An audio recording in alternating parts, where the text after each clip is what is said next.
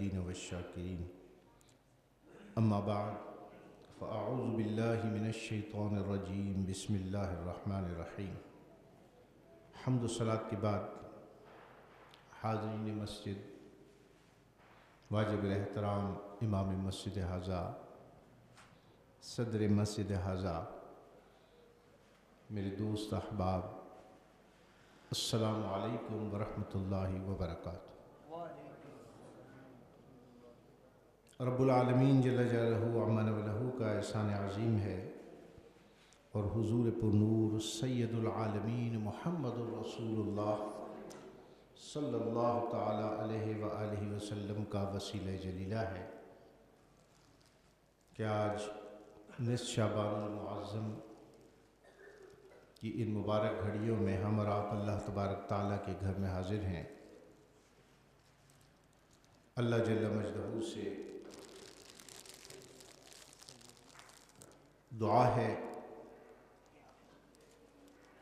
کہ رب کائنات مجھ گناہگار سیاکار خطاکار کی اور آپ تمام حضرات کی اس حاضری کو اپنی بارگاہ میں شرف قبولیت عطا فرمائے، اور یہ کہ مختصراً جو کچھ کہا جائے سنا جائے صحیح طور پر سمجھنے اور قرآن و حدیث کے احکامات پر عمل پیرا ہونے کی توفیق مرحمت فرمائے، اور اس حاضری کو ہم سب کے لیے کفارہ سیئات بنائے۔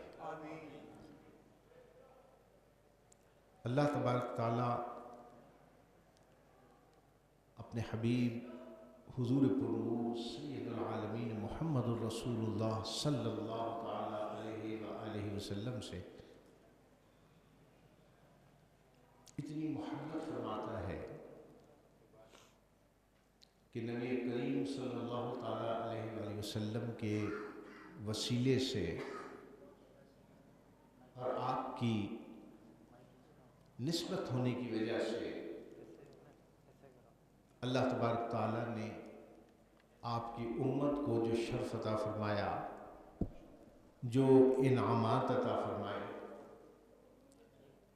وہ حضرت آدم علیہ السلام سے لے کر حضرت عیسیٰ علیہ السلام تک کسی نبی کی امت کو اللہ نے وہ شرف عطا نہیں فرمایا جو امت محمدیہ صلی اللہ علیہ وسلم کو عطا فرمایا۔ یقیناً حضور اکرم صلی اللہ علیہ وآلہ وسلم کی نسبت اس دنیا میں سب سے بڑی اللہ کی وہ نعمت ہے جو اللہ نے ہمیں عطا فرمائی، اسی وجہ سے ہم مسلمان ہیں۔ اور آپ دیکھیں کہ حضور پرنور سید العالمین محمد رسول اللہ صلی اللہ تعالیٰ علیہ وآلہ وسلم کو یہ مقام و مرتبہ عطا فرمایا کہ جس شہر کو آپ سے نسبت ہو جائے وہ دنیا کا بہترین شہر قرار پائے۔ جن صحابہ کو حضور اکرم صلی اللہ علیہ وسلم سے نسبت ہو گئی وہ افضل ترین لوگ زمانے کے قرار پائے، یعنی ہر زمانے میں جو صحابہ کرام مختلف انبیاء کرام کے ساتھ جو لوگ رہے، جیسے حضرت علی کرم، حضرت عیسیٰ علیہ السلام کے ساتھ جو رہے، وہ حضرت موسیٰ علیہ السلام کے ساتھ جو ایمان کی حالت میں رہے، وہ آدم سے لے کر عیسیٰ تک جو ان کے اصحاب رہے، اور جس زمانے میں جو مومن رہا، نبیوں کے بعد افضل ترین درجہ صحابہ کرام کا ہے، کیونکہ ان کو اللہ کے حبیب کی نسبت حاصل تھی۔ وہ کس کی صحبت و معیت میں بیٹھے، کن کے معجزات کو انہوں نے اپنی آنکھوں سے دیکھا؟ حضور پرنور سید العالمین محمد الرسول اللہ صلی اللہ علیہ وسلم کی سنگت اور معیت کی وجہ سے اللہ نے ان کو، ان کے اعمال کو، ان کے صدقات کو، ان کی خیرات کو، ان کے صوم و صلات کو، اللہ تبارک تعالیٰ نے قیامت تک اب جتنے بھی مومن آئیں گے کسی کی نماز اتنی افضل نہیں ہو سکتی جتنی صحابہ کرام کی ہے، کسی کا صدقہ کرنا اتنا افضل نہیں ہو سکتا جتنا صحابہ کرام کا صدقہ کرنا تھا۔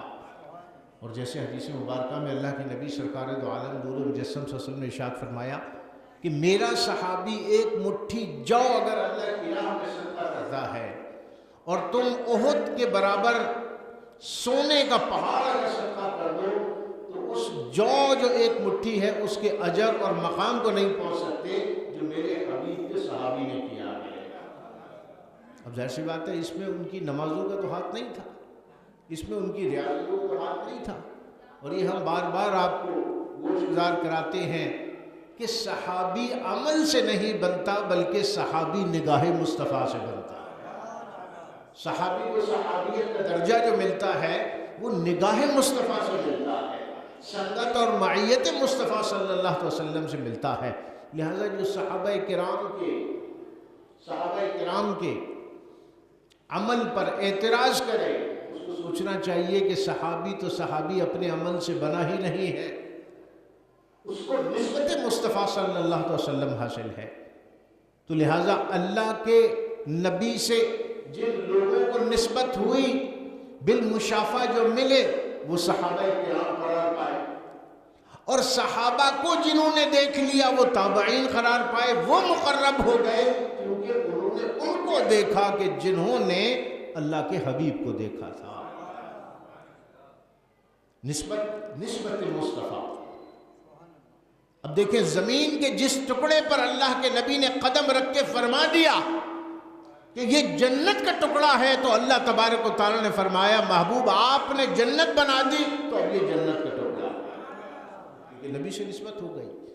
مدینہ منورہ یثرب کہلاتا تھا، بیماریوں کی آمادگاہ کہلاتا تھا، لیکن اللہ کے نبی کے جب قدم پڑے تو اللہ تبارک و تعالیٰ کے حبیب نے ارشاد فرمایا الہ العالمین مکے کو ابراہیم نے حرم بنایا ہے، مدینے کو آج میں حرم بناتا ہوں۔ نبی سے نسبت جس شہر کو ہو گئی، نبی سے نسبت جس زمین کے ٹکڑے کو ہو گئی وہ جنت کا ٹکڑا بن گیا۔ نبی سے نسبت جن صحابہ کو ہو گئی تو ہر صحابی جنتی بن گیا۔ نبی سے نسبت اگر استن حنانہ کو ہو گئی، وہ سوکھے ہوئے تنے کو ہو گئی، تو وہ سوکھا ہوا تنا بھی ایسا ہو گیا کہ پوری کائنات میں حتیٰ کہ جنت میں کوئی ایسا درخت نہ تھا جو اتنا خوش نصیب تھا کہ جس پر اللہ کے نبی ٹیک لگا کر خطبہ دیا کرتے تھے۔ تو نبی سے نسبت جس چیز کو ہو جائے وہ چیز مقرب ہو جاتی ہے، وہ چیز افضل ہو جاتی ہے، وہ چیز بابرکت ہو جاتی ہے، وہ چیز منفعت بخش ہو جاتی ہے، وہ چیز مقدس ہو جاتی ہے، اس میں بزرگی پیدا ہو جاتی ہے۔ ارے ایک غزوے کے مقام پر جب انفال تقسیم ہو رہا تھا، صحابہ کرام میں مال تقسیم ہو گیا، صحابہ کرام نے آ کے فرمایا یا رسول اللہ ایک خچر باقی بچا ہے، ایک خچر باقی بچا ہے، زخمی ہے، خون بہ رہا ہے، یا رسول اللہ وہ کسی کو نہیں ملا، وہ کسی کو نہیں ملا۔ سارا مال انفال کا جنگ کے بعد جو کافروں کا مال ہاتھ لگتا تھا وہ صحابہ کرام کی روزی ہوتی تھی، یعنی صحابہ کرام کی روزی تلوار کی نوک پر ہوتی تھی، تلوار کی نوک پر ہوتی تھی۔ پیسے کے لیے نہیں لڑتے تھے بلکہ اللہ کے نبی کے عشق میں اپنی گردنیں کٹانے کے لیے لڑتے تھے، دین کی سربلندی کے لیے لڑتے تھے۔ فرمایا یا رسول اللہ سارا انفال تقسیم ہو گیا لیکن ایک خچر رہ گیا، زخمی ہے اور اس کی آنکھوں سے آنسو بہ رہے ہیں۔ اللہ کے نبی سرکار دو عالم بخاری شریف کی حدیث ہے، اللہ کے نبی سرکار دو عالم نور مجسم صلی اللہ علیہ وسلم نے فرمایا صحابہ میرے سامنے سے ہٹو۔ سب صحابہ کرام ارد گرد پروانوں کی مانند جمع تھے۔ اللہ کے نبی نے فرمایا صحابہ سامنے سے ہٹو، میں دیکھوں کون سا خچر۔ دیکھا تو سامنے خچر کھڑا ہے اور وہ ٹکٹکی باندھ کر اللہ کے نبی کو دیکھ رہا ہے، اس کی آنکھوں سے آنسو جاری ہیں، جسم پر اس کے زخم ہیں۔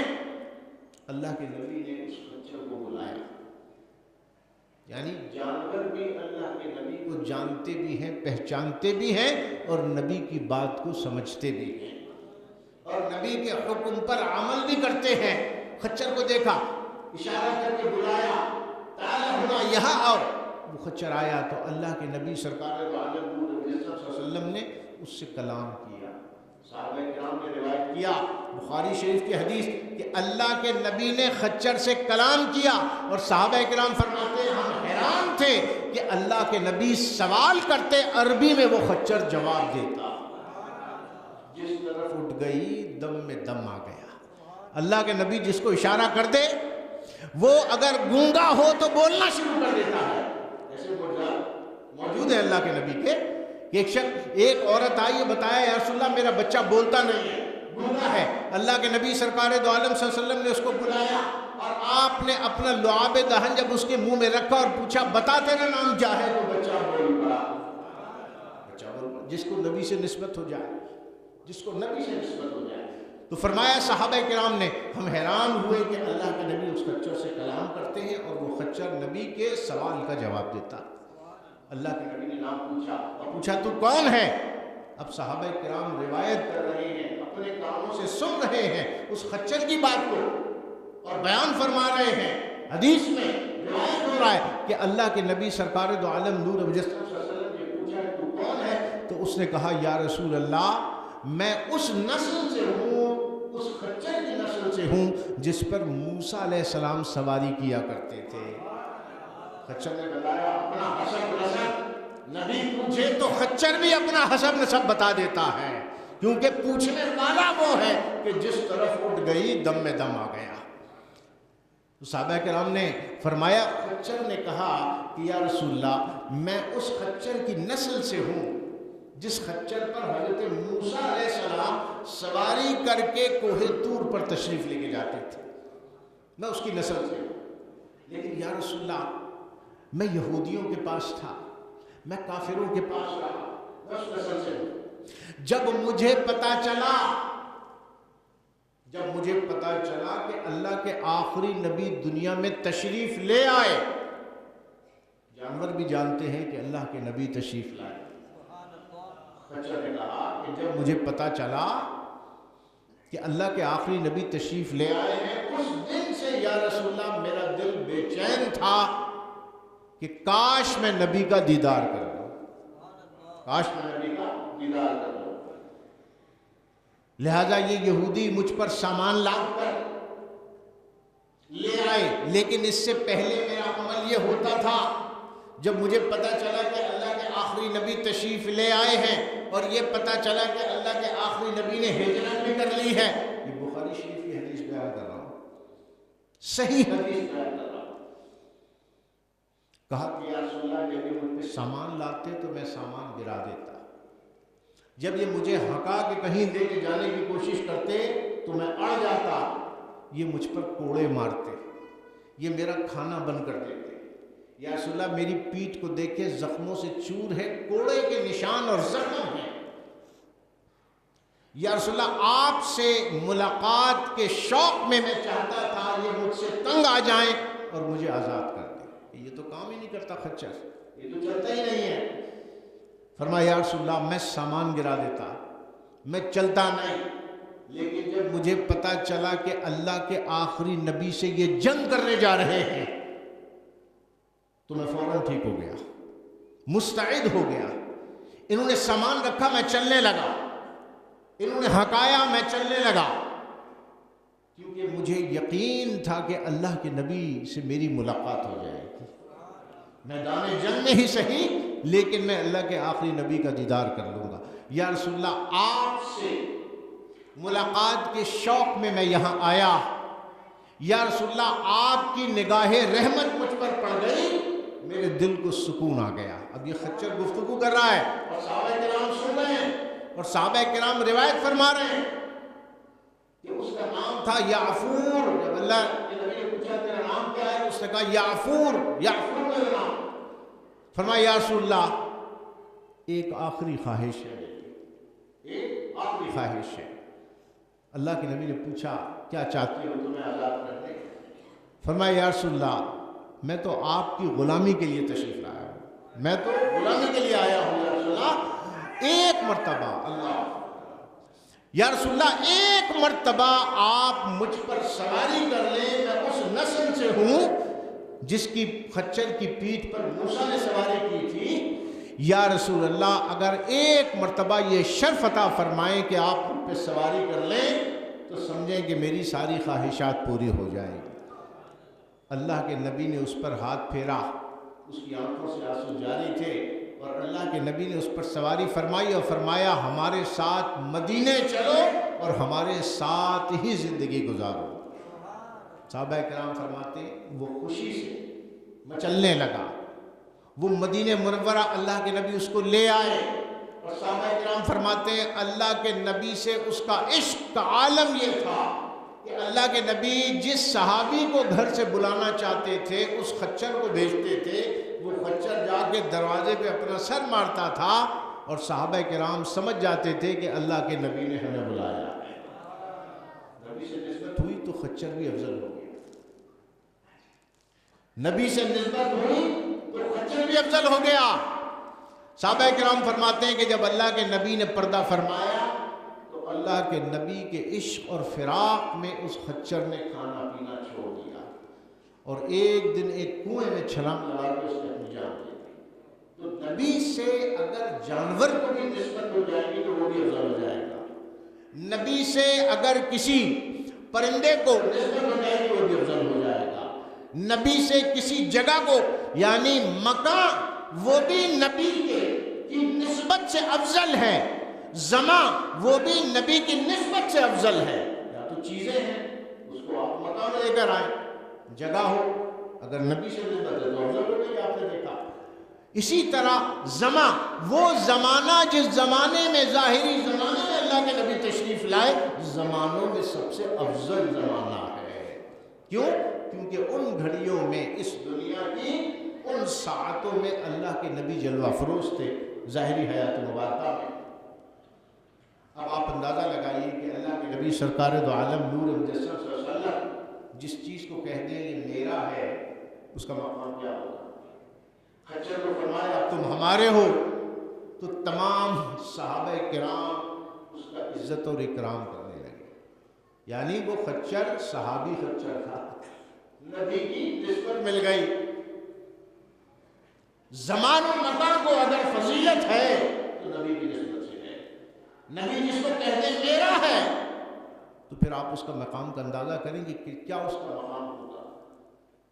جناب زمانی اعتبار سے بھی اللہ کے نبی نے شعبان المعظم کو فرمایا کہ یہ میرا مہینہ ہے، شعبان کو نسبت دی اللہ تبارک تعالیٰ کے حبیب نے، فرمایا رجب اللہ کا مہینہ ہے اور اللہ نے رجب میں اپنے حبیب کو مہمان بنایا، خود میزبان بنا اور اپنا دیدار کرایا، اور وہ قادر مطلق ہے، وہ اس کا مہینہ ہے، اس مہینے میں میزبان بن کر اپنے حبیب کو مہمان بنایا اور ان کے درجات کو اور بلندی عطا فرمائی۔ رجب فرمایا اللہ کا مہینہ ہے، فرمایا شعبان میرا مہینہ ہے، اور رمضان المبارک فرمایا میری امت کا مہینہ ہے۔ اب ایک تو نسبت کی وجہ یہ کہ جب سرکار نے فرما دیا میرا ہے تو اس میں ایک واقعاتی نسبت یہ کہ یہ جو آیات درود و سلام نازل ہوئی نا، ان اللہ و ملائکتہ یصلون علی النبی یا ایھا الذین آمنوا صلوا علیہ وسلموا تسلیما، یہ شعبان المعظم میں یہ آیت مبارکہ نازل ہوئی، یعنی یہ مہینہ کثرت سے درود و سلام پڑھنے کا مہینہ ہے، نبی پر کثرت سے درود و سلام پڑھنے کا مہینہ ہے۔ اور سلام کا مطلب کیا ہے؟ سلام کا مطلب کیا ہے؟ صلو علیہ وسلموا تسلیما، ایک تو سلام پیش کر دینا، اچھا سلام کرنا سنت ہے لیکن جواب دینا واجب ہے۔ سلام کرنا سنت ہے، آپ کسی کو سلام کرتے ہیں یہ سنت ہے، لیکن جب کوئی سلام کر لے تو اس کا جواب دینا واجب ہے، یعنی آپ سنت ادا کرتے ہیں سلام کر کے تو یقینی طور پہ اللہ کے نبی کا جواب آتا ہے۔ یعنی فرمایا کہ درود ایک ایسی عبادت ہے جو اللہ کی بارگاہ میں کبھی رد نہیں ہوتی، کافر بھی اگر درود پڑھے گا تو اللہ کے نبی اس کی جھولی کو بھی خالی نہیں رکھیں گے، اللہ اس کی جھولی کو بھی خالی نہیں رکھے گا۔ تو کثرت سے درود و سلام پڑھنے کا مہینہ، اور امام غزالی رحمۃ اللہ تعالیٰ علیہ ارشاد فرماتے ہیں جو جذب کی حالت میں درود و سلام پڑھتا ہے، یعنی نبی حضور قلب کے ساتھ نبی کریم صلی اللہ علیہ وسلم کی بارگاہ میں سلام پیش کرتا ہے، پوری توجہ کے ساتھ، انہماک کے ساتھ، حضوری قلب کے ساتھ، اپنے آپ کو سنہری جالیوں کے سامنے تصور کرتے ہوئے کہ میں اللہ کے نبی کے سامنے کھڑا ہوں اور درود و سلام پیش کر رہا ہوں۔ فرمایا اس جذب کی کیفیت سے جو اللہ کے نبی پر درود و سلام پڑھتا ہے، اللہ تبارک و تعالیٰ اس پر 10 رحمتیں نازل فرماتا ہے، 10 بار رحمت کی نگاہ سے اللہ اس کو دیکھتا ہے۔ تم نبی کو ایک بار محبت سے سلام کرو، 10 بار اللہ تمہیں محبت سے دیکھے گا، 10 رحمتوں کا نزول ہوگا۔ فرماتے ہیں اس میں کم تر نعمت یہ ہوتی ہے، امام غزالی نے ارشاد فرمایا کم تر اللہ کی رحمت یہ ہوتی ہے کہ جس جذب کی کیفیت میں تم نے پڑھا ہے، حضور قلب کے ساتھ اگر تم نے پڑھا ہے، جو رحمتوں کے چھینٹے ہیں وہ کسی کافر کے دل پہ اللہ چھینٹا ڈالتا ہے اور وہ دائرہ اسلام میں کلمہ پڑھ کے داخل ہو جاتا ہے۔ یعنی درود پاک یوں سمجھیں کہ تبلیغ کا بھی ایک ذریعہ ہے۔ آپ کے درود پاک سے اللہ کسی کو ایمان کی دولت سے نواز دیتا ہے، کیونکہ نبی پر سلام پڑا، اور نبی وہ ہیں جو رحمت للعالمین ہیں، تو رب کائنات نبی کے صدقے 10 گناہ معاف کرتا ہے، 10 ثواب لکھتا ہے، 10 درجے بندے کے بلند کرتا ہے۔ تو یہ ماہ مبارک کی ایک نسبت تو یہ شعبان المعظم کی کہ اس میں یہ آیت مبارکہ نازل ہوئی اور نبی کریم صلی اللہ علیہ وسلم نے ارشاد فرمایا شعبان الشہری، شعبان میرا مہینہ ہے۔ ایک نسبت تو یہ، شعبان کے لفظی معنی ہیں شاخ در شاخ ہونا، شاخوں کا پھوٹنا، جیسے آپ دیکھتے ہیں پودے میں سے شاخیں نکلتی ہیں، نئی کوکلیں نکلتی ہیں اور نئی ٹہنیاں بنتی ہیں۔ شعبان کے لفظی معنی شاخ در شاخ ہونا، نئی کوکلوں کا پھوٹنا۔ یہ ماہ مبارک کیونکہ نبی کریم صلی اللہ علیہ وسلم سے نسبت رکھتا ہے، درود و سلام کی کثرت کا مہینہ ہے، لہٰذا دلوں کی نرمی کے لیے فرمایا اس ماہ مبارک میں کثرت سے درود و سلام پڑھا کرو تاکہ دل کی زمین نرم ہو جائے، کیونکہ درود پاک وہ وظیفہ ہے جو اللہ کی بارگاہ میں کبھی بھی رد نہیں ہوتا۔ گناہگار سے گناہگار، سیاکار سے سیاکار بھی اگر نبی کا ادب اور احترام اور درود و سلام پڑھے، ضروری نہیں کہ نمازیں قبول ہو گئی ہوں گی، ضروری نہیں کہ میرے روزے اور عبادتیں قبول ہو گئی ہوں، لیکن یہ بات یقینی ہے کہ اللہ کے نبی پر درود و سلام اللہ کی بارگاہ میں قبول ہو رہا ہے۔ یہ اللہ نے اس کی گارنٹی دے دی، اللہ کے نبی نے بتا دیا کہ یہ لازمی قابل قبول ہے اللہ کی بارگاہ۔ تو فرمایا شعبان کثرت سے درود و سلام پڑھنے سے دل کی زمین میں ریختگی اور شکستگی پیدا ہوتی ہے، دل کی کرختگی اور سختی دور ہوتی ہے۔ فرمایا اس میں نیکیاں شاخ در شاخ پھوٹتی ہیں، یہ دل کی زمین کو نرم کر کے نیکی کے بیج بونے کا مہینہ ہے، کیونکہ آگے 15 دن کے بعد رحمت کی بارش شروع ہو رہی ہے، اور بارش سے پہلے کسان زمین کو نرم کرتا ہے، نرم کر کے بیج ڈالتا ہے، اور بیج ڈال کے زمین تیار کر کے السعی منی و اتمام من اللہ، محنت میری طرف ہے، مجھ سے ہے، اور اس کی تکمیل اللہ کے ہاتھ میں۔ پھر وہ دعا کے لیے ہاتھ اٹھاتا ہے، الہ العالمین میں نے زمین کو نرم کر دیا، میں نے مٹی کی گڑائی کر دی، میں نے اس میں گھاس پھوس اور خاردار جھاڑیوں کو نکال پھینکا، کینہ بغض حسد گناہ برائیوں کی جھاڑیوں کو اس میں سے اکھاڑ دیا دل کی زمین میں سے، اور اس میں درود و سلام کے بیج بو دیے، اس میں صدقہ و خیرات کے بیج بو دیے، اس میں تلاوت کلام پاک کے بیج بو دیے، اس میں احتساب ذات کے بیج بو دیے۔ اب ماہ رمضان مبارک میں جب بارش ہوگی تو اس میں سے نئے برگ و بار اٹھیں گے اور نئی فصل تیار ہوگی، تو وہ اللہ کی بارگاہ میں دعا کرتا ہے یا اللہ تیری رحمت کا نزول۔ اور پھر ماہ رمضان مبارک میں 27ویں شب کو رکھا ہے، شب قدر ہے، یقینی طور پہ 27ویں تو نہیں، لیکن زیادہ تر قول یہ ہے کہ 27ویں شب قدر ہے، کچھ کہتے ہیں کہ نہیں یہ بدلتی رہتی ہے، مفسرین کرام کا قول ہے، 21 بھی ہو سکتی ہے شب قدر، 23 بھی ہو سکتی ہے، 25 بھی ہو سکتی ہے، 27 بھی ہو سکتی ہے، 29 بھی ہو سکتی ہے، بدلتی رہتی ہے۔ وہاں مخفی رکھا شب قدر کو، لیکن یہاں شعبان المعظم کی نصف، یہ جو فیصلوں کی رات ہے، اللہ نے اس کو مخفی نہیں رکھا، اس کو مخفی رکھا۔ وہ انشاءاللہ جب 27 میں بیان کریں گے تو اس کو بتائیں گے مخفی کیوں رکھا۔ لیکن ایک یہ رات جو شعبان المعظم میں، جس کے بارے میں رب کائنات قرآن مجید فرقان حمید سورہ دخان میں ارشاد فرماتا ہے، حامیم والکتاب المبین، قسم ہے اس کھلی کتاب کی، انا انزلناہ فی لیلۃ مبارکۃ انا کنا منذرین۔ رب فرماتا ہے یہ روشن کتاب، انا انزلناہ، بے شک ہم نے اسے نازل کیا، یعنی قرآن مجید فرقان حمید کو، کب؟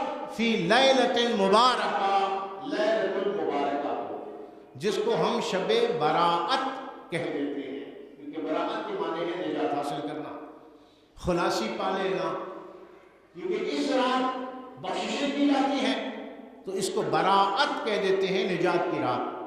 عرب میں اس کو لیلۃ المبارکہ کہا جاتا ہے، جو قرآن میں اس کا نام آیا۔ تو مفسر اکرام فرماتے اللہ تبارک و تعالیٰ نے فرمایا کہ ہم نے قرآن مجید فرقان حمید کو شعبان کی 15ویں شب اس پہ نازل کیا، اور اس کی تخصیص کیسے ہوئی؟ اب قرآن ہے نا، قرآن کو کیسے سمجھے گیا؟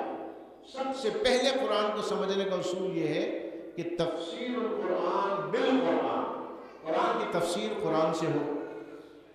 اگر وہاں پہ بات کلیئر نہیں کی جا رہی قرآن میں کوئی، تو تفسیر قرآن بالحدیث، اللہ کے نبی کے قول سے قرآن کی تفسیر کی جائے۔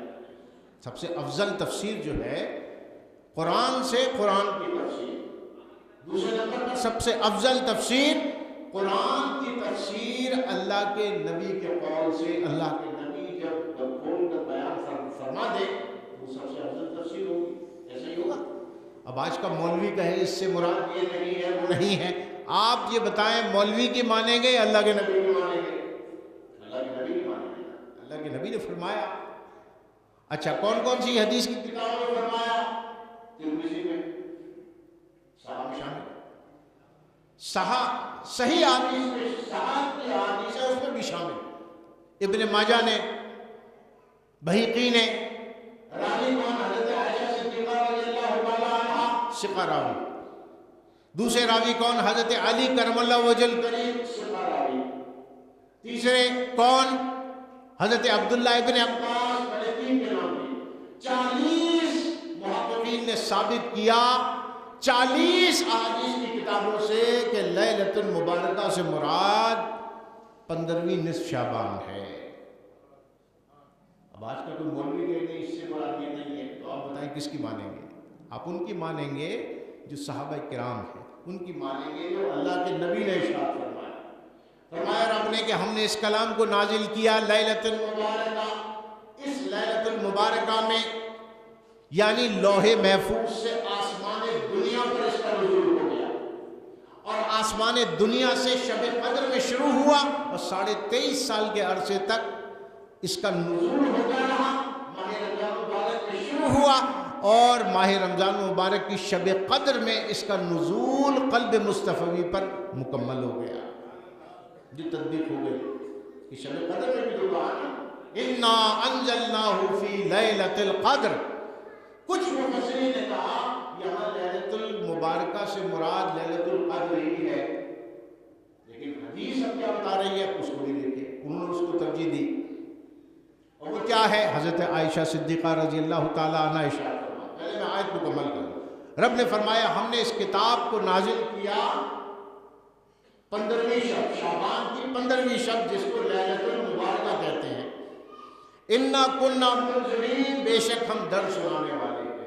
رب فرمایا فیہا یفرق کل امر حکیم، اس رات اللہ تقسیم فرما دیتا ہے حکمت والے کام یا احکامات۔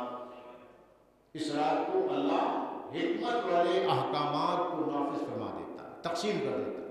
فرشتوں میں کام تقسیم ہو جاتے ہیں، روزی ہے، زندگی ہے، تقدیر ہے، اعمال کا اٹھایا جانا ہے، ابھی اس پر ہم آتے ہیں۔ تو فرمایا یہ رات یفرقو تقسیم کر دیے جاتے ہیں، کل امر حکیم تمام حکمت والے احکامات یا کام اللہ فرشتوں میں تقسیم کر دیتا ہے۔ امرن من عندنا، اور حکم کس کا ہوتا ہے؟ ہمارے پاس سے حکم جاری ہوتا ہے، اللہ فرماتا ہے حکم ہم کرتے ہیں، اللہ یہ احکامات جاری فرماتا ہے۔ انا کننا مرسلین، بے شک ہم ہی بھیجنے والے ہیں، ہم ہی بھیجنے والے ہیں۔ اب اس سے مراد دونوں لیا گیا، اللہ کے نبی کو ہم بھیجنے والے ہیں، اور اس رات زمین پر فرشتوں کو ہم نازل کرنے والے ہیں۔ رب فرماتا ہے ہم نازل کرتے ہیں۔ اب آئیے حدیث مبارکہ کی طرف۔ حضرت عائشہ صدیقہ رضی اللہ تعالیٰ عنہا ارشاد فرماتی ہیں کہ ایک رات میں نے دیکھا کہ اللہ کے نبی اپنی بستر مبارک پر موجود نہ تھے۔ مجھے فکر ہوئی کہ اللہ کے نبی کہاں تشریف لے گئے۔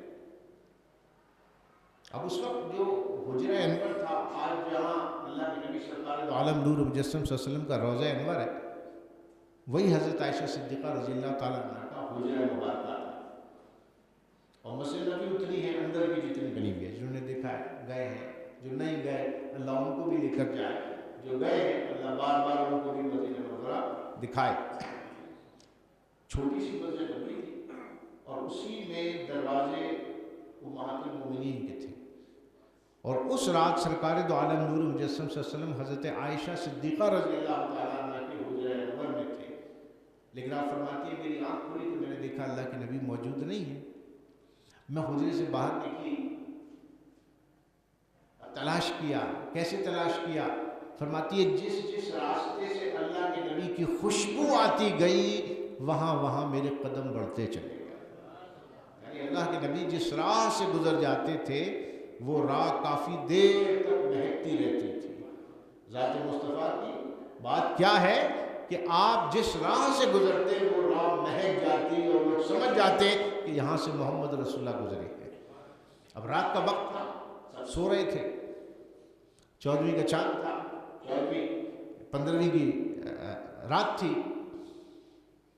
آپ فرماتی ہے جہاں جہاں مجھے خوشبو رسول لے کر گئی میں وہاں وہاں چلتی رہی، اور میں پہنچ گئی بقی شریف میں، جنت البقی مدینہ منورہ کا وہ عزت والا اور مقام والا قبرستان کہ اللہ کے نبی نے جس کے بارے میں ارشاد فرمایا جس سے ہو سکے وہ مدینے میں مرے، جس سے ہو سکے وہ مدینے میں مرے اور جنت البقی میں دفن ہو، کیونکہ سب سے پہلے میرے بعد جن کو اٹھایا جائے گا جنت البقی کے ہیں مرحومین، اور جو یہاں دفنایا گیا اللہ تبارک و تعالیٰ اس کی مغفرت فرما دے گا، وہ مغفور ہے، وہ مغفور ہے۔ تو فرمایا حضرت عائشہ صدیقہ رضی اللہ تعالیٰ عنہا نے کہ میں جب پہنچی تو میں نے دیکھا اللہ کے نبی صلی اللہ تعالیٰ علیہ وسلم جنت البقی میں ہیں اور دعا فرما رہے ہیں۔ آپ کے ہاتھ اٹھے ہیں دست مبارک اور نگاہ آپ کی آسمان پر۔ حضرت عائشہ صدیقہ رضی اللہ تعالیٰ عنہ پر نظر پڑی تو اللہ کے نبی نے ارشاد فرمایا عائشہ تم کیا سمجھتی ہو اللہ اور اس کا رسول تمہارے حق میں کوئی کمی فرمائے گا؟ فرمایا یا رسول اللہ میں تو آپ کو ڈھونڈنے کے لیے نکلی، یعنی دل میں جو بات ہوتی ہے نبی وہ بھی جان لیتا ہے۔ حضرت عائشہ صدیقہ نے کچھ کہا نہیں تھا، فقط دیکھ رہی تھی کھڑے ہو، لیکن اللہ کے نبی نے حضرت عائشہ صدیقہ رضی اللہ تعالیٰ عنہا کے دل میں جو بات تھی اس کو کہنے سے پہلے بیان فرما دیا۔ یہ بھی پتہ چلا کہ نبی دلوں کا حال بھی جانتا ہے، نبی وہ ہوتا ہے جو دلوں کا حال بھی جانتا ہو۔ تو فرمایا عائشہ تم نے کیا گمان کیا کہ اللہ اور اس کا رسول تمہارے حق میں کوئی کمی کرے گا، تخفیف فرمائے گا؟ فرمایا یا رسول اللہ ایسی بات نہیں۔ فرمایا یا رسول اللہ کوئی خاص بات کہ آج شب آپ باہر تشریف لائے جنت البقی میں؟ فرمایا جبرائیل امین میرے پاس آئے اور انہوں نے مجھے خبر دی، یہ آیت مبارکہ نازل ہوئی۔ فرمایا اللہ کے نبی نے کہ عائشہ جانتی ہو آج کی رات کون سی ہے؟ فرمایا اللہ اور اس کا رسول جانتا۔ دیکھیں ادب نبی کا یہ ہوتا تھا، یہ نبی کا ادب ہوتا تھا. آپ کو نہیں پتا تھا آج کی رات کون سی تاریخ ہے، کون سی شب ہے؟ آداب و شمار تو تھے، مہینوں کے نام تو تھے، کیلنڈر نہیں تھا اسلامک، مہینوں کے نام تو تھے. حضرت عمر بن خطاب رضی اللہ عنہ کے دور میں اسلامک کیلنڈر کا اجرا ہوا، لیکن دن مہینہ تو پتا ہوتا تھا کون سا دن ہے کون سا مہینہ ہے. آپ سوچیں جب اللہ کے نبی سرکار دو عالم نور مجسم صلی اللہ علیہ وسلم نے خطبہ حجت الوداع دیا تو صحابہ سے پوچھا صحابہ آج کون سا دن ہے؟ صحابہ کو پتا تھا آج کون سا دن ہے. صحابہ نے فرمایا واللہ ورسول اعلم، اللہ اور اس کا رسول بہتر جانتا ہے. صحابہ یہ کون سا شہر ہے؟ سب کو پتا تھا مکے میں کھڑے ہوئے. مجال ہے کسی صحابی نے کہا کہ یا رسول اللہ مکہ شریف ہے؟ نہیں. فرمایا اللہ اس کا رسول بہتر جانتا ہے. ادب یہ ہے کہ سرکار دو عالم نور صلی اللہ علیہ وسلم اگر کوئی پوچھے کہ آج دن کون سا ہے، صحابہ کا یہ ایمان تھا، یہ ایمان تھا. جب اللہ کے نبی پوچھے دن کون سا ہے تو فرمایا اللہ اس کا رسول بہتر جانتا ہے. یہ جگہ کون سی ہے؟ اللہ اس کا رسول بہتر جانتا ہے. یہ مہینہ کون سا ہے؟ سب کو پتا تھا حج کا مہینہ ہے. فرمایا اللہ اس کا رسول بہتر جانتا ہے. صحابہ کا ایمان تھا. ہم اپنا علم رکھتے ہیں سو رکھتے ہیں، اللہ کے نبی نے آج اگر مہینہ بدل دیا تو قیامت تک مہینہ بدل جائے گا. سرکار نے اگر آج شہر کا نام بدل دیا تو ہمیشہ کے لیے شہر کا نام بدل جائے گا. لہٰذا اللہ کے نبی سے آگے نہ بڑھو. صحابہ کا یہ ادب و ایمان تھا. کیا پتا اللہ کے نبی آج کے مہینے کو کسی اور نام سے موصول کر دے اور بے ادبی ہو جائے. یہ بتانا کہ حج کا مہینہ ہے، یہ بتانا کہ یہ مکہ ہے، کیونکہ زبان مصطفی سے جو حکم نکل جاتا ہے اللہ اس کو نافذ فرما دیتا ہے، نافذ فرما دیتا ہے. تو کسی صحابی نے ضرورت نہیں کی نہ مہینہ بتانے کی، نہ جگہ بتانے کی ضرورت نہیں، نہ تاریخ بتانے کی. تو لہذا جب حضرت عائشہ صدیقہ رضی اللہ تعالی عنہا سے پوچھا عائشہ جانتی ہو آج کون سی رات ہے، تو وہی ادب واللہ ورسولہ اعلم، یا اللہ اور اس کا رسول بہتر جانتا ہے. کیا پتا کہ سرکار کس رات سے پردہ اٹھا دے اور بدل دے نا. تو ادب یہ ہوتا ہے نبی کا. تو سرکار دو عالم نور مجسم نے ارشاد فرمایا نصف شعبان یہ وہ رات ہے کہ جب اللہ تبارک و تعالی آسمان دنیا پر اپنی شان کے لائق نزول فرماتا ہے، اجلال فرماتا ہے. یعنی آج کی رات نصف شعبان المعظم کی رات اللہ کے نبی سرکار دو عالم نور مجسم نے ارشاد فرمایا، ترمذی شریف کی روایت اور راوی کون؟ حضرت عائشہ صدیقہ رضی اللہ تعالی. فرمایا کہ رب کائنات آج کی رات آسمان دنیا پر اجلال فرماتا ہے اور فرشتے ندا کرتے ہیں ہے کوئی رب سے مانگنے والا جس کو رب عطا کرے، ہے کوئی مغفرت طلب کرنے والا رب جس کو بخشے، ہے کوئی رزق مانگنے والا جس کو رب رزق عطا فرمائے. فرمایا عائشہ آج کی رات اللہ آسمان دنیا پر نزول فرماتا ہے اور صبح تک یہ صدا ہوتی رہتی ہے آؤ رب کے دروازے کھلے ہیں، مانگو جس کو مانگنا.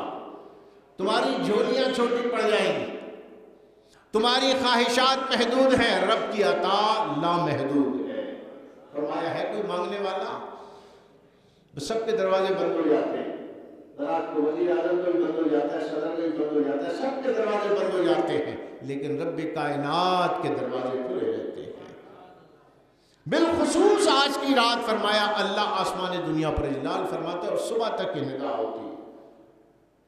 فرمایا کہ اللہ تبارک و تعالیٰ آج کی رات بنو کلب کی بکریوں کے بالوں کی تعداد کے برابر اللہ تبارک و تعالیٰ لوگوں کی مغفرت فرما دیتا ہے، جہنم سے نجات عطا فرما دیتا ہے، سارے گناہ ان کے معاف فرما دیتا ہے. کس تعداد کے برابر؟ بنو کلب کی بکریوں کے بالوں کی تعداد کے برابر. بنو کلب ایک قبیلہ تھا جس کے پاس کثرت سے بکریاں تھیں. حضرت دحیہ کلبی اسی قبیلے سے تھے. دحیہ کلبی کون تھے؟ حضرت دحیہ کلبی رضی اللہ عنہ وہ تھے کہ جن کی شکل و صورت محمد رسول اللہ صلی اللہ علیہ وسلم سے ملتی جلتی تھی. اور جبرائیل امین جب بھی اللہ کے نبی سے انسانی شکل و صورت میں آگے بات کرتے تو وہ دحیہ کلبی کی شکل و صورت میں تشریف لاتے.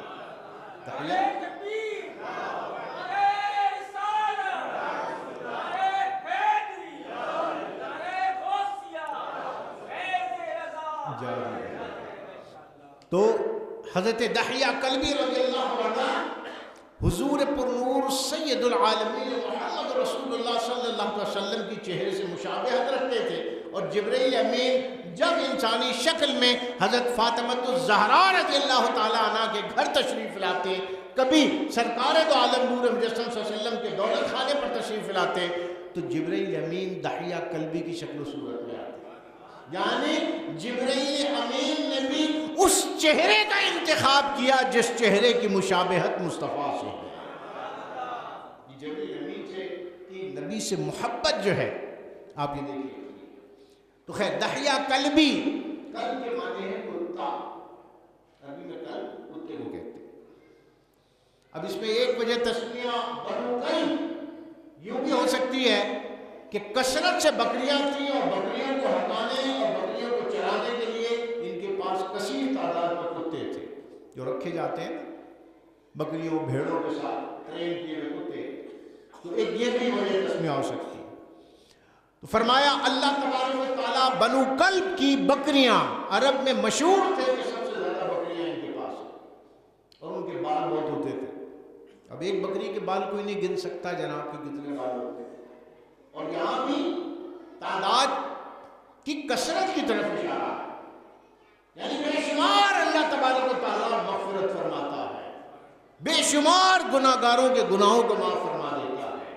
جن پر جہنم واجب ہو گئی جہنم سے نجات دے دیتا ہے. اور جن مرحومین کے لیے آپ دعا کرتے ہیں، فاتحہ دلاتے ہیں.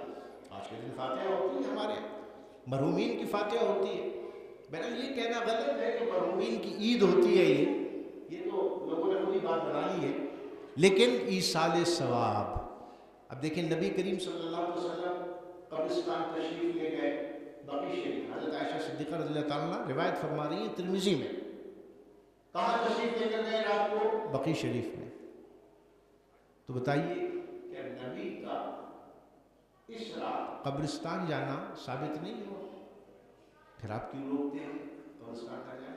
تو ویسے بھی جانے کا حکم ہے کہ قبرستان جایا کرو، یہ تمہیں موت کی یاد دلاتا ہے. قبرستان کا جانا انسان کو موت کی یاد دلاتا ہے، اس کے دل کو نرم کرتا ہے کہ کل مجھے بھی یہی قبر میں آنا ہے، اسی مٹی کے نیچے میں بھی پڑا ہوا ہوں گا. تو اس رات کو قبرستان جانا نبی کریم صلی اللہ علیہ وسلم کی سنت سے ثابت ہوا کہ نبی کریم صلی اللہ علیہ وسلم 15 شعبان کی رات جنت البقیع میں تشریف لے گئے اور مرحومین بقیع شریف کے لیے دعا فرمائی. تو مرحومین کے لیے دعا کرنا بھی ثابت ہو گیا کہ اللہ کے نبی نے دعا کی. تو اس رات ایصال ثواب ہوتا ہے.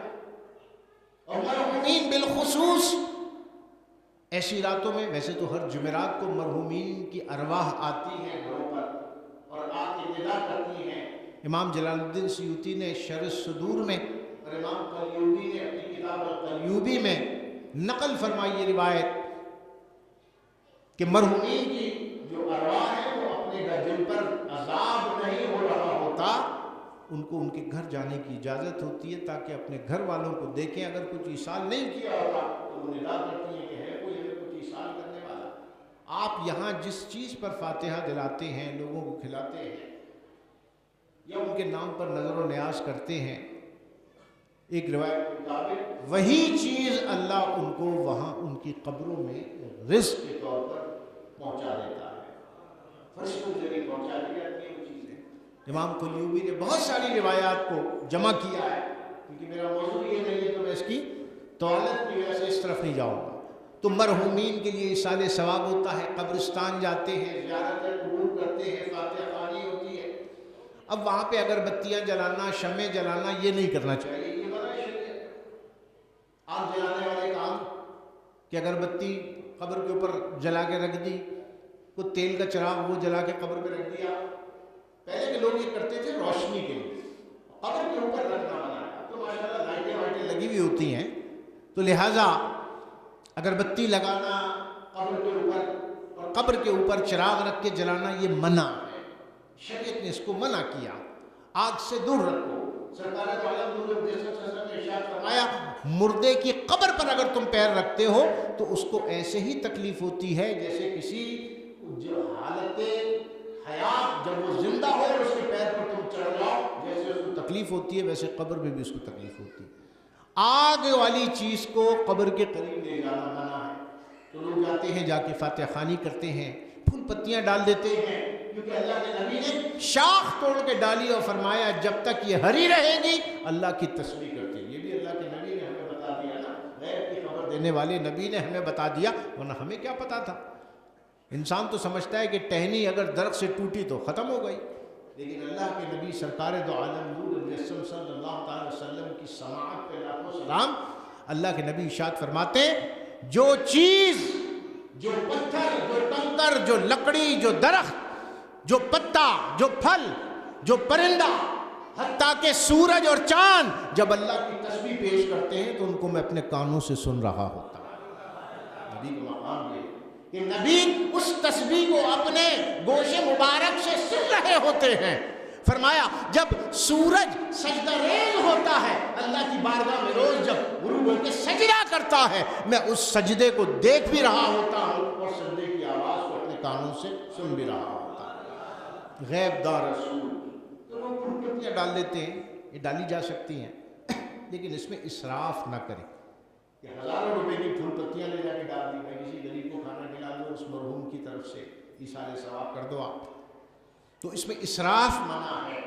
تو اس رات کیا ہوتا ہے؟ اس رات مرحومین انتظار میں ہوتے ہیں کہ ان کے چاہنے والے ان کے نام پر فاتحہ کریں، لوگوں کو کھانا کھلائیں، پڑھ کے ایصال ثواب کریں، قبر کی زیارت کریں آ کے ہماری، کیونکہ قبر پر جب بندہ جاتا ہے تو آدھی ملاقات ہو جاتی ہے، گو کہ ہم ان کو دیکھ نہیں رہے ہوتے اور سن نہیں رہے ہوتے، وہ ہمارے سلام کا جواب بھی دے رہے ہوتے ہیں اور ہمیں دیکھ بھی رہے ہوتے ہیں۔ اور یہ بھی اللہ کے نبی نے ہمیں بتایا، قبر کی خبریں رکھنے والے بھی اللہ کے نبی ہیں، زمین کی خبریں رکھنے والے بھی اللہ کے نبی ہیں، اور آسمان کی خبریں رکھنے والے بھی اللہ کے نبی ہیں۔ تو فرمایا کہ مردہ تمہیں جانتا بھی ہے، پہچانتا بھی ہے، اور جب اپنے کسی عزیز مردے کو دفن کرو تو اتنی دیر قبر پہ بیٹھے رہو کہ جتنی دیر میں ایک اونٹ کو ذبح کر دیا جاتا ہے اور اس کی بوٹیاں بنا دی جاتی ہیں۔ فرمایا کہ جب قبر میں مردے کو ڈالتے ہو تو مردے کو قبر سے وحشت ہوتی ہے، اور جب تم اس کے پاس بیٹھے رہتے ہو تو اس کا دل، اس کی وحشت کم ہوتی ہے، اس کی وحشت تمہارے بیٹھنے سے کم ہوتی ہے۔ لہذا جب کوئی اپنے عزیز کی قبر پہ جاتا ہے تو اس کو خوشی ہوتی ہے، اس کو خوشی ہوتی ہے، عذاب نہ بھی ہو رہا ہو تو وہ ملاقات کرتا ہے، وہ خوشی ہوتی ہے، سلام کا جواب دیتا ہے، وہ پہچان رہا ہوتا ہے۔ لہٰذا اس رات کو ایصال ثواب ہم کرتے ہیں۔ کہتے ہیں جی حلوے بنا لیے، یہ بنا لیے، یہ کہاں سے ثابت، وہ کہاں سے ثابت؟ تو ثابت کچھ نہیں، جو شیرینی یا جس چیز پر فاتحہ ہو دی جا سکتی ہے، ضروری نہیں حلوے بنا، اگر حلوے بنا رہے تو وہ بھی بنا دیں۔ حلویات عربی میں مٹھائی کو کہتے ہیں، اور اگر یہ ناجائز ہے تو آپ 27ویں شب میں ختم قرآن پہ تو ہر مسجد میں بٹ رہی ہوتی ہے مٹھائی، عربی میں کہیں گے تو وہ بھی حلوہ، عربی میں اگر آپ کہیں تو حلویات عربی میں مٹھائیوں کو کہتے ہیں۔ تو لہذا جائز چیز اور اس پر فاتحہ کر کے کھلا دینا، مردوں تک وہ چیز پہنچتی ہے۔ مرحومین کو اللہ تشت میں رکھ کے فرشتوں کے ذریعے ان کی قبروں میں یہ دسترخوان پیش کرتا ہے، اور جب پوچھتے الہ العالمین یہ کرم، فرماتا ہے رب کائنات، فرشتے خبر دیتے ہیں یہ تمہارے لوگوں نے دنیا میں تمہارے نام پر کھلایا تھا تو اللہ آج وہی چیز تمہیں یاد دلا رہا، وہی چیز یاد دلا رہا۔ تو فرمایا عائشہ یہ وہ رات ہے کہ یہ وہ رات ہے کہ اس میں مرحومین خواتین کے لیے دعا، آسمانوں پر تقدیر کے فیصلے، بنو کلب کی بکریوں کے بالوں کے برابر اللہ تبارک و تعالیٰ مغفرت فرما دیتا ہے کوئی مانگنے والا جو مجھ سے مانگے، اللہ ندا دیتا ہے، یہ ندا آسمانوں میں ہوتی ہے، آسمان دنیا سے ساری رات کی ندا ہو رہی ہوتی ہے، وہ ساری رات فرشتوں کا نزول ہو رہا ہوتا ہے، اور فرشتے دفتر میں لکھ رہے ہوتے ہیں کہ فلاں آدمی نماز پڑھ رہا تھا، فلاں آدمی رکوع کر رہا تھا، فلاں آدمی سجدہ کر رہا تھا، فلاں آدمی اللہ کا ذکر کر رہا تھا، فلاں آدمی بیٹھا استغفار کر رہا تھا، فلاں آدمی اپنے گناہوں پر پشیمان تھا، آنکھوں سے آنسو جاری تھے، فلاں آدمی اپنے رزق کے لیے دعا کر رہا تھا، اپنی بیماری سے شفا کے لیے دعا کر رہا تھا، اپنے زندگی میں امن کے لیے دعا کر رہا تھا، اور کسی کا محتاج نہ ہونے کی دعائیں کر رہا تھا۔ رب کائنات فرماتا ہے آج مانگو میں تمہاری جھولیاں بھر دوں گا۔ ہے کوئی مانگنے؟ جب رب ندا کرے کہ مانگو کیا مانگتے ہو تو بتاؤ وہاں سے انکار ہو سکتا ہے؟ ان اللہ لا یخلف المیعاد، اللہ اپنے وعدے کے خلاف نہیں کرتا، جب رب فرمائے مانگو میں دوں گا تو پھر یقینی طور پہ اللہ عطا فرمائے گا۔ یہ تو ہماری پھر بدنصیبی ہے کہ ہم اس رات کو مانگے نہیں۔ تو فرمایا اللہ کے نبی سرکار دو عالم نور مجسم صلی اللہ علیہ وسلم نے، اللہ بنو کلب کی بکریوں کی تعداد کے برابر مغفرت فرماتا ہے، جہنم سے نجات عطا فرماتا ہے۔ عائشہ اس رات تقدیر کے فیصلے ہوتے ہیں، یفرق فیہا کل امر حکیم، روزی کا فیصلہ ہوتا ہے۔ اللہ یوں سمجھیں ایک سماوی بجٹ ہے جو بنایا جا رہا ہے، آپ کہیے اللہ کو کیا ضرورت بجٹ بنانے کی، تو قادر مطلق ہے، وہ تو جانتا ہے کس کے نصیب میں کتنا رزق لکھنا ہے، وہ لکھ دے ایک ہی بار۔ لیکن یہاں لفظ آیا یفرق فیہا کل امر حکیم، فیہا یفرق کل امر حکیم، حکمت والے احکامات جاری ہوتے ہیں۔ اور رب فرماتا ہے کون کرتا ہے؟ امرن من عندنا، رب فرماتا ہے یہ احکامات ہم جاری کرتے ہیں۔ اب یہ حکمت والے کیا ہے؟ حکمت والے سے مراد یہی ہے، حکمت والے سے مراد یہی ہے، آپ کہیں نوکری کرنے گئے اور اس نے آپ کو نوکری پہ رکھ لیا، اس نے کہا 10,000 تنخواہ دوں گا آپ کو، اور 5 سال 10 سال جب تک آپ نوکری کریں 10 سال تنخواہ ملتی رہے گی، آپ کو اتنی تنخواہ جتنی بتا دی تھی وہ ملتی رہے گی۔ اب پہلے دوسرے تیسرے چوتھے پانچویں چھٹے ساتویں سال آپ کی پرفارمنس تو کہیں سے کہیں پہنچ گئی، آپ کی رسپانسبلٹیز تو کہیں سے کہیں پہنچ گئی۔ اب آپ کے دل میں آئے گا یار جب آیا تھا تو کام کم تھا، اب تو بہت محنت کرتا ہوں، سیلری بڑھنی چاہیے، سیلری بڑھنی چاہیے۔ تو سال میں ایک رپورٹ آتی ہے جس کو کہتے ہیں ACR، اینول کانفیڈینشیل رپورٹ، اس کی بنا بنیاد پر پرائیویٹ ادارے کیا کرتے ہیں، وہ سال بھر کا جو انہوں نے انکریمنٹ لگانا ہوتا ہے آپ کی پرفارمنس دیکھ کے لگا رہے ہیں، ایسے ہی پرفارمنس دیکھتے ہیں، بھائی سال میں اتنی تو چھٹیاں کر لی، اتنے تو لیٹ آئے، یہ ٹارگیٹ تو نے اچیو نہیں کیے، یہ نہیں کیے، یہ نہیں کیے، اچھا بھائی ٹھیک ہے 500 روپے بڑھا دیتے ہیں آپ کی بس۔ اور جس نے بہت اچھی پرفارمنس کی ہوتی ہے ایک سال کے اندر، اس کی ACR اچھی ہوتی ہے، کہتے ہیں بھائی ان کے 10,000 روپے بڑھا دیں، سال میں زیادہ بڑھا دیں۔ آپ کے سال کی کارکردگی کی بنیاد پر یہاں پہ بھی دنیا میں ہوتا ہے۔ رب کائنات نے کل امر حکیم، اللہ کو کوئی حاجت نہیں ہے اس بجٹ کی، اللہ کو حاجت نہیں ہے کہ جو رات کو بجٹ بنتا ہے، اللہ کو اس کی کوئی حاجت نہیں۔ اللہ نے ایک کرامن کاتبین کیوں بٹھائے ہیں جو ہمارے اعمال لکھ رہے ہوتے ہیں، اللہ کو تو حاجت نہیں ہے۔ یہ تو میں اور آپ چیزوں کو لکھ لیتے ہیں کہ یار حساب کتاب کے وقت بھول نہ جائیں، کس کا کتنا بنتا ہے، اس کو اتنا دینا ہے، اتنا دینا ہے۔ اللہ کو اس کی حاجت ہے؟ اللہ تو پہلے سے جانتا ہے کس نے جنت میں جانا ہے، کس نے دوزخ میں جانا ہے، کس نے کیا عمل کرنا ہے۔ تو پھر اعتراض کرنے والا اگر کرے تو پھر یہ بھی اعتراض ہے کہ اللہ نے یہ اعمال لکھنے کا حکم کیوں دیا، اللہ کو تو اس کی حاجت نہیں۔ اللہ کو تو اعمال تولنے کی بھی حاجت نہیں ہے، وہ تولے گا تو پتہ چلے گا کہ کون جنت میں جا رہا ہے کون دوزخ میں جا رہا ہے، وہ تو پہلے سے ہی جانتا ہے، دنیا میں آنے سے پہلے جانتا ہے کون سعید ہے، کون شقی ہے، کون محروم ہے، کون فیضیاب یافتہ ہے، یہ تو اللہ دنیا میں آنے سے پہلے جانتا ہے۔ لیکن ان تمام کاموں میں حکمت ہوتی ہے، تو ایک بجٹ تیار ہوتا ہے، سال بھر کا رزق فلاں کو بھائی اتنا دینا ہے۔ اور اللہ کے نبی سرکار دو عالم نور مجسم صلی اللہ علیہ وسلم نے ارشاد فرمایا زندگی موت کے فیصلے ہو رہے ہوتے ہیں، انسان اپنا گھر تعمیر کر رہا ہوتا ہے اور ادھر اس کی قبر کھلی ہوئی ہوتی ہے، انسان اپنے نئے کپڑے بنا رہا ہوتا ہے، ادھر اس کا کفن تیار ہوتا ہے۔ انسان فلاں جگہ سفر کی تیاری کر رہا ہوتا ہے اور سفر آخرت کا فیصلہ کیا جا چکا ہوتا ہے، وہ غافل ہوتا ہے، وہ بازار میں گھوم رہا ہوتا ہے، ان نئے کپڑے خرید رہا ہوتا ہے، لیکن وہاں اس کی خبر تیار ہوتی ہے۔ فرمایا اس رات زندگی کے فیصلے ہوتے ہیں۔ یہ بتایا جاتا ہے کس کی روح کہاں کب کیسے قبض کرنی، یہ فیصلہ ہو، کس کو کتنا رزق دینا ہے، آج کی رات یہ فیصلہ ہوتا ہے۔ کس کی محتاجی نہیں، کس کے گناہ، کس کی نیکیاں۔ فرمایا رات میں یہ فیصلے ہوتے ہیں اور دن میں تمہارے اعمال کو فرشتے لے کر اللہ کی بارگاہ میں پہنچتے ہیں۔ فرمایا عائشہ میں چاہتا ہوں کہ جب میرے اعمال اللہ کی بارگاہ میں پیش ہوں تو 15ویں کے دن میں روزے کی حالت میں ہوں۔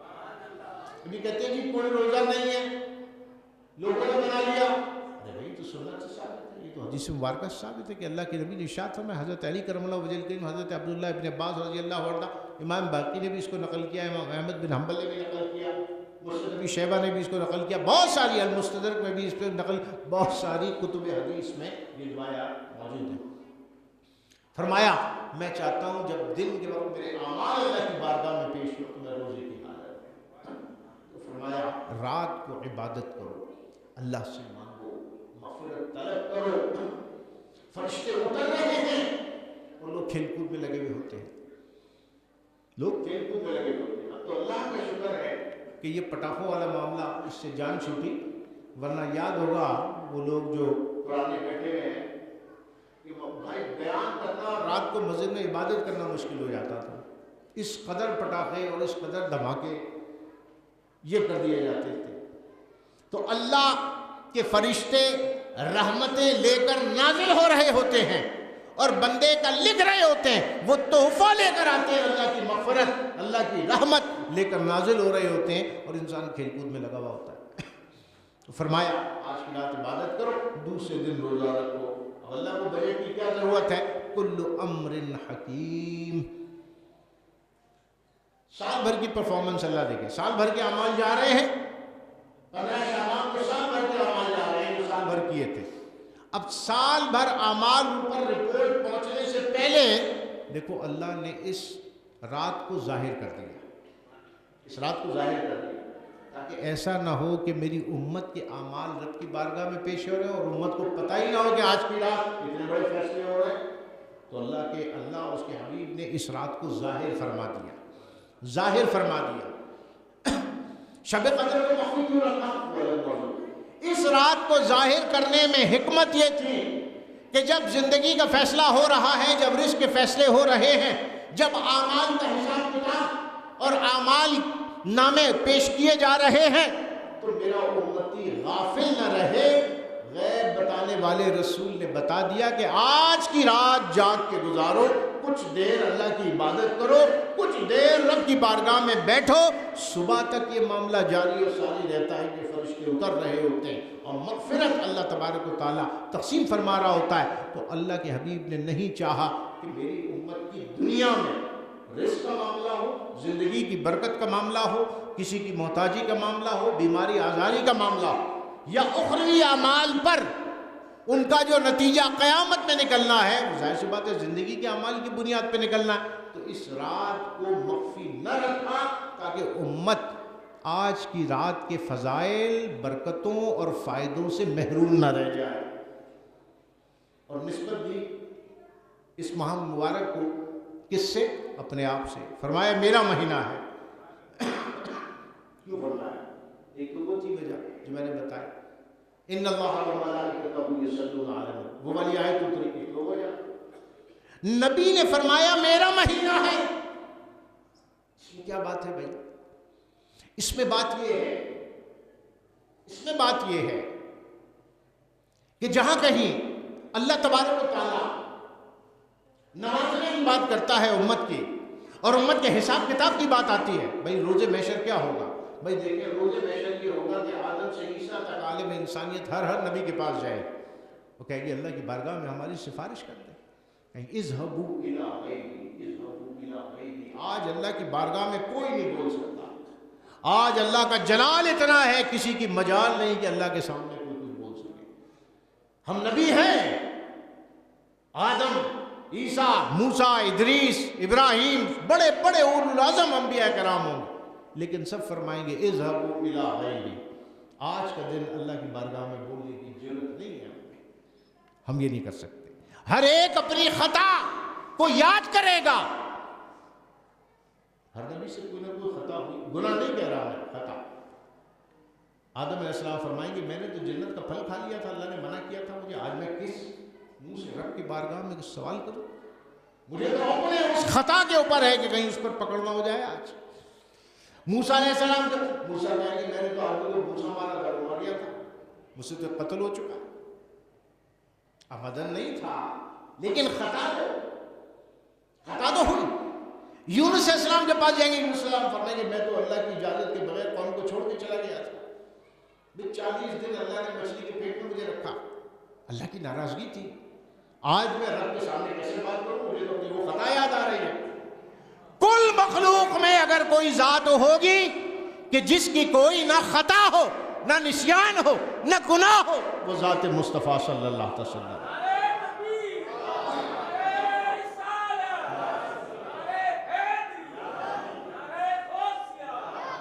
تو حضرت عیسیٰ علیہ السلام فرمائیں گے آج میں تمہیں ایک کا پتہ دیتا ہوں جس کا نہ کوئی گناہ ہے، جس کی نہ کوئی خطا ہے، جس کا نہ کوئی نسیان ہے، وہ اللہ کا محبوب ہے، اللہ اس کو محبوب رکھتا ہے، اور وہ ہے ذات مصطفیٰ. اگر اپنی شفاعت چاہتے ہو اور اپنے آپ کو رب کے عذاب سے بچانا چاہتے ہو تو جاؤ بارگاہ مصطفیٰ صلی اللہ علیہ وسلم میں پیش ہو. نبی کریم صلی اللہ علیہ وسلم نے ارشاد فرمایا انا لہا، سب کے زبانوں پر اذهبوا الی غیری ہوگا، اور اس دن نبی کی زبان اقدس میں ہوگا انا لہا. آج ہی کے دن کے لیے تو میں تمہارے لیے ہوں. جب امت کے اعمال تو لے جانے ہیں، جب امت کے جنت و دوزخ کا فیصلہ ہونا ہے، جب امتیوں کے گناہ سے پردے اٹھنے ہیں، جب اس کے جرموں کا حساب لینا ہے، جب اس کو نیکیوں کی قبولیت کے معیار کو چیک کرنا ہے، معیار کو چیک کرنا ہے. اعمال ایسے نہیں ہوتے، معیار کو چیک کیا جاتا ہے. کمپنی بہت سی پروڈکٹ بناتی ہے، بنانے کے بعد کوالٹی کنٹرول میں بھیجتی ہے اور کہتی ہے چیک کرو یہ کہ ہماری کمپنی کا جو ایک اسٹیٹس ہے اس کے مطابق یہ پروڈکٹ بنی ہے یا نہیں بنی. اور اب تو ایسا ہو گیا مشہور کمپنیاں دوسروں سے پروڈکٹ بنواتے ہیں اپنی ریکوائرمنٹ دے کے، بھائی یہ کوالٹی ہونی چاہیے، آپ بناؤ، یہ بنا کے ہمیں دے دیا، ہمارے پاس ٹائم نہیں ہے اتنا. کوالٹی کنٹرول چیک ہوتا ہے. بڑا خوبصورت اس نے وہ جوتا بنایا، وہ کہنے بھائی یہ تو ہے ہی جو ہم بناتے ہیں، واپس لے جاؤ، ہمارے معیار پر پورے نہیں اترے. روز قیامت اللہ اعمال کے معیار کو چیک کرے گا کہ معیار کیا ہے. فرمایا فَأَمَّا مَنْ ثَقُلَتْ مَوَازِينُهُ فَهُوَ فِي عِيشَةٍ رَاضِيَةٍ. جس کے اعمال بھاری ہوں گے. بھاری کیسے ہوں گے بھائی؟ دنیا میں چیز کے بھاری ہونے کا تعلق مقدار سے ہے. یہ دنیاوی کیلکولیشن ہے، زمینی کیلکولیشن. آپ جو بھی چیز یاد تولتے ہیں زمین کی گریویٹیشن اور مقدار کے اوپر ڈیپینڈ کرتا ہے اس کا وزن کیا ہے. آپ زمین پر 10 kg کا ہے کوئی چیز، چاند پر لے جائیں گے آپ آدھی سے بھی کم رہ جائے گی. گریویٹی کی وجہ سے وزن گھٹ جاتا ہے. تو وزن تو کانسٹنٹ ہے ہی نہیں، یہ تو زمین کے لیے ہے. اعمال کو تولا جائے گا، گنا نہیں جائے گا. ہم اپنی عقل سے کہتے ہیں اگر زیادہ اعمال ہوں گے تو زیادہ بھاری ہو جائے گا. ضروری نہیں ہے. یہ تو آپ دنیا کی بات، زمین کی بات کر رہے ہیں کہ زمین پر اگر کس چیز کو زیادہ مقدار میں رکھیں گے تو بھاری ہو جائے گا، کوانٹٹی زیادہ کر دیں گے تو ویٹ بڑھ جائے گا. لیکن وہاں ایسا نہیں، وہاں دنیاوی پیمانے نہیں ہیں. وہاں پہ چیزوں کا ثقل، فَأَمَّا مَنْ ثَقُلَتْ، ثقل اس کو کہتے ہیں گریویٹیشن پاور. فَأَمَّا مَنْ ثَقُلَتْ، ثقلت کیا ہے؟ ایک میگنیٹک فورس ہے. ثقل کو کیا کہیں گے؟ فَأَمَّا مَنْ ثَقُلَتْ، جس کے عمل میں مقناطیسیت زیادہ ہوگی. اب سمجھیے گا آیت کو. فَأَمَّا مَنْ ثَقُلَتْ، جس کے عمل میں مقناطیسیت زیادہ ہوگی، فَهُوَ فِي عِيشَةٍ رَاضِيَةٍ، تو وہ عیش کی زندگی میں ہوگا. فَأَمَّا مَنْ خَفَّتْ مَوَازِينُهُ فَأُمُّهُ هَاوِيَةٌ، جس کے اعمال کا وزن ہلکا ہوگا اس میں کشش نہیں ہوگی، کشش نہیں ہوگی۔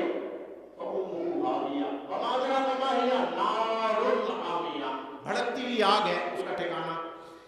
تو پتہ چلا کہ وہاں اعمال گنے نہیں جائیں گے، وہاں پہ اعمال کو تولا جائے گا، اور تولنے کا تعلق کشش سے ہوتا ہے۔ اعمال میں کشش کب پیدا ہوگی؟ نسبت ہے نبی کی، پوری شریعت پورا قرآن میں نسبت نبی کی ہے۔ اسلام کس کا ہے؟ لایا ہوا اللہ کے نبی محمد رسول اللہ صلی اللہ علیہ وسلم کا۔ اب مجھے بتاؤ کائنات کا مرکز کیا ہے؟ کل کائناتوں کا مرکز کیا ہے؟ اس مرکز کو رب نے فرمایا نبی الامی، کہتے ہیں مرکز کو۔ خانہ کعبہ کو کہا کہ یہ کیا ہے؟ القرى، کے معنی سینٹر، مرکز ہے۔ مرکز کشش والا ہوتا ہے، جیسے کعبے میں کشش ہے، آپ دیکھیں ہر چیز جا کے وہاں طواف کر رہی ہے، ٹھیک ہے، ہر چیز کا مرکز اور کشش ہوتا ہے۔ رب نے مخلوق کا مرکز اگر بنایا تو ذات مصطفیٰ صلی اللہ علیہ وسلم۔ اب کشش عبادتوں میں کہاں سے لینی ہے بھائی؟ طریقہ تو بتا دیا، رکوع تو ہر ایک کر لیتا ہے، رکوع تو ہر ایک کر لیتا ہے، نماز روزہ سب کر لیتے ہیں، لیکن جس کا تعلق سرکار دو عالم حضور صلی اللہ علیہ وسلم سے قلبی، حبی اور عشقی ہے، اس کے عمل میں کشش پیدا ہوگی۔ کیونکہ کشش کہاں سے لینی ہے؟ ذات مصطفیٰ صلی اللہ علیہ وسلم۔ فرمایا نماز ایسے پڑھو جیسے مجھے پڑھتے دیکھو، جیسے مجھے۔ تو کیسے ظاہر کی بات تھی، ایسا تو نہیں ہو سکتا کہ صرف ظاہری طور پہ فرمایا، ظاہری بھی اس میں حکم ہے، لیکن اصل تو نماز کے بواطن کو حاصل کرو، عبادات کے بواطن کو حاصل کرو، اور وہ ہے قرب الہی، احساس تذلل۔ یہ دونوں چیزیں شان نبی کی عبادت میں موجود ہیں۔ تو فرمایا نبی مرکز، اعمال کو تولا جائے گا، گنا نہیں جائے گا۔ ہم توڑ رہے ہوتے ہیں، 5 عمرے ہو گئے، 6، ہم گن رہے ہوتے ہیں، 5 عمرے ہو گئے، 6 عمرے ہو گئے، 1 لاکھ روپے دے دیے اللہ کی بارگاہ میں، یہ دے دیے۔ اللہ دلوں میں اس کشش اور اخلاص کو دیکھ رہا ہوتا ہے، اخلاص کو۔ آپ 1 روپیہ دیں لیکن دل میں اخلاص آپ کے دل میں ایسا ہو جو 1 لاکھ دینے والے کے دل میں نہیں ہوگا، آپ کا 1 روپیہ اللہ کو زیادہ پسند آئے گا دوسرے کے 1 لاکھ روپے سے۔ اب کہاں گئی تعداد؟ تو فرمایا اما من ثقلت موازینہ، جس کے اعمال میں کشش ہوگی، اور کشش ہے عشق مصطفیٰ، محبت مصطفیٰ صلی اللہ علیہ وسلم۔ عمل میں کشش اگر پیدا کرنا ہے تو ذات مصطفیٰ سے قلبی، حبی اور عشقی تعلق جب تک پیدا نہیں ہوگا، اعمال میں کشش پیدا نہیں ہوگی، ثقل پیدا نہیں ہوگا۔ فَأَمَّا مَنْ ثَقُلَتْ مَوَازِينُهُ، چاہتے ہو کہ اعمال میں بھاری پن پیدا ہو تو اس میں ذات مصطفیٰ کا عشق۔ دیکھو ہمارے اعمال گھی ہیں، گھی ہیں۔ میں آپ کو ایک چھوٹی سی مثال دیتا ہوں، کیونکہ اعمال والی رات ہے اور اعمال یہ ہمارے پیش ہونے ہیں، تو اعمال کی حقیقت بتاؤ۔ اعمال کی حقیقت یہ ہے کہ رب کائنات کے حبیب سرکار دو عالم نور مجسم صلی اللہ علیہ وسلم تعلق عمل کا وہ بتا رہا۔ آپ ایک لہسن یا پیاز لے لیں، اس کو چھیلیں، اس کو کاٹیں، اور کاٹنے کے بعد اس کو گھی میں ڈال کے رکھ دیں۔ 1 ہفتہ گھی میں پڑے رہے، نہ پیاز کی بدبو جائے گی نہ لہسن کی بو جائے گی، ایسا ہی ہوگا۔ لہسن کاٹیں، اس کو گھی میں یا تیل میں ڈبو کے رکھتے ہیں، 1 ہفتے کے بعد جب نکال کے کھائیں اس کی بو آ رہی ہوگی، لہسن کی بھی بو باقی ہوگی، اور اگر پیاز ڈالیں گے تو پیاز کی بھی باقی ہوگی، ایسے ہی ہوگا۔ اب ایسا کریں، گھنٹوں 5-5 گھنٹے جو آپ نے لہسن گھی یا تیل میں ڈال کے رکھا تھا اور اس کی بو نہیں گئی تھی، اسی فرائنگ پین کو یا پتیلی کو اٹھا کر یا برتن کو اٹھا کر چولہے پہ رکھ دیں اور نیچے ہلکی سی آنچ جلا دیں، ہلکی سی اس کو تپش اور گرمائش دیں۔ 5 دن میں جو بو نہیں گئی تھی، چند لمحوں کی آگ کے نیچے لگائی تھی، اس سے ساری بدبو خوشبو میں بدل جائے گی۔ پھر پیاز کتنے کی جو خوشبو آتی ہے وہ آنے لگے، پھر لہسن کا جو بغار دے رہتا ہے اس کی خوشبو آنے لگے۔ ہمارے اعمال گھی کی طرح ہیں، ہمارے جو اعمال یہ گھی ہے، اور ہمارا نفس جو ہے، نفس امارہ، ہمارا نفس امارہ گناہ جو کراتا ہے، یہ کیا ہے؟ اس لہسن کی ماں، اس لہسن کی ماں۔ ہزاروں نمازیں پڑھنے کے بعد بھی نفس کی بدبو نہیں جاتی۔ ہزاروں حج عمرے صدقہ خیرات کرنے کے بعد بھی قلب کی اصلاح نہیں ہوتی. ساری زندگی اعمال کے گھی میں نفس کو ڈال کے رکھا، لیکن پھر بھی نہ نمازیں برابر ہوئی، نہ عبادتیں اور نہ دعائیں قبولیت کے معیار پر پہنچی. اب کریں گے کہ 20 سال آپ نے نمازیں پڑھی، اعمال کے گھی میں نفس کو ڈال کے رکھا، کردار کو ڈال کے رکھا، اب اس کے نیچے عشق مصطفیٰ کی آگ جلاتے ہیں. تھوڑی دیر عشق مصطفیٰ کی جو آگ لگے گی تو جو اعمال جن میں سے بدبو نہیں جاتی تھی، وہ نفس جو اعمال کے گھی میں پڑے تھے جن میں سے بدبو نہیں جاتی تھی، ان اعمال میں سے خوشبو آنا شروع ہو گئی. وہ اعمال مہک جائیں گے، وہ کردار مہک جائے گا، وہ اخلاق مہک جائے گا. وہ بدبو جو نہ جاتی تھی عشق مصطفیٰ کی ذرا سی آنچ نے اب نمازوں میں لذت کو پیدا کر دیا. اب روزوں میں، عبادتوں میں، ریاضتوں میں، کردار میں، اخلاق میں، اطوار میں، معاملات میں سدھار پیدا ہونا شروع ہو گیا. ہزاروں نمازیں پڑھ کر بھی سود نہیں چھوٹتا تھا، لیکن جیسے ہی عشق مصطفیٰ کی آنچ نماز کو لگائی تو نماز اپنی اصل شکل و صورت میں اس کے فائدے پہنچانا شروع کر دی. تو اعمال میں کشش کہاں سے آتی ہے؟ بتا یہ رہا تھا، کشش آتی ہے ذات مصطفیٰ سے جب تک قلبی خوبی اور عشقی تعلق نہ ہو، اس وقت تک ذکر جو ہے وہ کام نہیں آتا. یعنی ذکر جب تک فکر مصطفیٰ سے خالی ہے، ذکر جب تک فکر مصطفیٰ سے خالی ہے تو ذکر کام نہیں آئے گا. وہ ذکر بے جان جسم ہے جس میں روح نبی کے عشق اور محبت کی نہ ہو، وہ بھی تو بے جان جسم ہے. تو رب کائنات یہاں اعمال کی بات فرما رہا ہے کہ آج کی رات اعمال کو لکھا جا رہا ہے. اب صبح ہونے سے پہلے رب نے فرمایا، اللہ کے حبیب نے، صبح تک یہ ندا آتی ہے، طلوع فجر تک اللہ تعالیٰ کوئی 10 منٹ کھڑا ہوا، کوئی 1 گھنٹہ کھڑا ہوا، کوئی 2 گھنٹے عبادت کر لے، جس کا نہیں چاہے ساری رات عبادت کر لے، سجدہ ریز رہے. حضرت عائشہ صدیقہ رضی اللہ تعالیٰ عنہ ارشاد فرماتی ہے، اللہ کے نبی جب بقی شریف سے واپس تشریف لائے حجرہ انور میں، تو آپ اللہ کی عبادت کے لیے کھڑے ہو گئے اور آپ نے طویل سجدہ اور قیام فرمایا، حتیٰ کہ آپ کے قدمین شریفین متورم ہو گئے، ان پر ورم آ گیا. اور رب کائنات نے ایک وقت ان آیات کو نازل فرمایا، محبوب یہ قرآن ہم نے آپ پر اس وجہ سے نازل تو نہ کیا تھا کہ آپ مشقت میں پڑ جاتے، محبوب عبادت چھوڑیں، میرے محبوب کچھ دیر رات کو آرام بھی فرما لیا کریں. تو امت کے لیے نبی نے دعائیں فرمائی. تو فرمایا آج کی رات جو ہے وہ اعمال کے حساب کتاب کی رات. دفتر تیار ہو رہے، رزق کے لیے دفتر تیار ہو رہے، اعمال کے لیے دفتر تیار ہو رہے، زندگی اور موت کے فیصلے ہو رہے. تو فرمایا کہ جب تک اعمال میں وزن نہیں ہوگا، یہ نہیں گنے کہ رات ہم نے کتنی نفل پڑھ لی، ایک سجدہ جسے تو گرا سمجھتا ہے 1000 سجدوں سے دیتا ہے آدمی کو نجات. کوشش کریں اس رات کو کوئی ایک سجدہ، کوئی ایک پکار دل سے ایسی نکلے جو، جس کو اقبال نے کہا، جو دل سے نکلتی ہے اثر رکھتی ہے، پر نہیں طاقت پرواز مگر رکھتی ہے، خاک سے اٹھتی ہے گردوں پہ سفر رکھتی ہے، خود سے الاصل ہے رفعت پہ نظر رکھتی ہے.